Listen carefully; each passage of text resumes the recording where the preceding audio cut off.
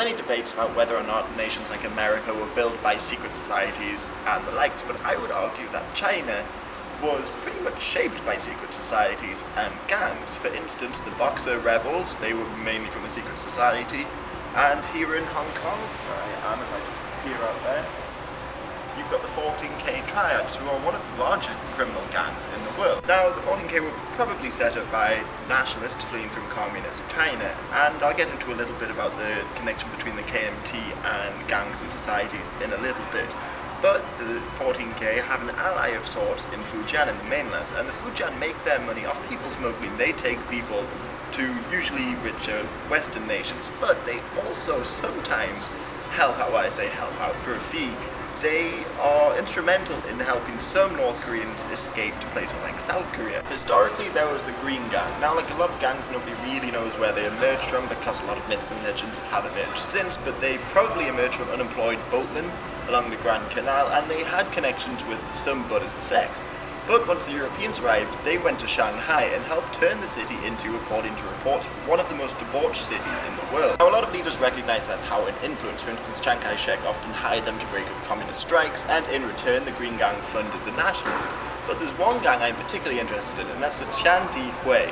Now, here in Hong Kong, they're illegal, but elsewhere they have a considerable amount of influence, and around a few 100,000 members. For instance, in China, they actually have a political party, the Qigong Party, which makes it the only non-communist party allowed in the Chinese government. Plus, in Hong Kong, many politicians were actually members of this group. And that's largely because many believe that Chiang Kai-shek and Sun Yat-sen were members of the group themselves.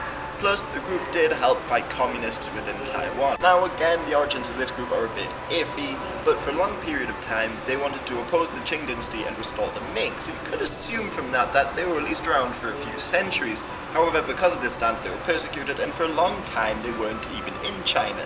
But many historians argue that the KMT themselves were largely founded and run by members of a secret society. Plus, their exclusiveness, I mean largely they appealed more to gangs and secret societies and elites rather than the public at large, ultimately doomed the KMT to fail. Well, that's what some historians argue.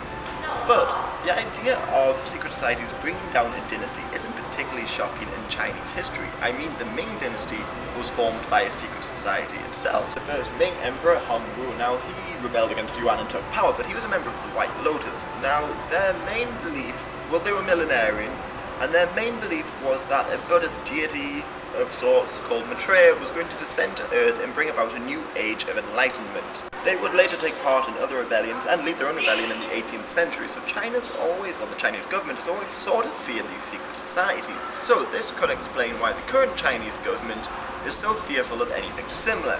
For instance, they've responded pretty brutally to Falun Gong, which their press anyway continuously says is millenarian, i.e. they believe in a doomsday.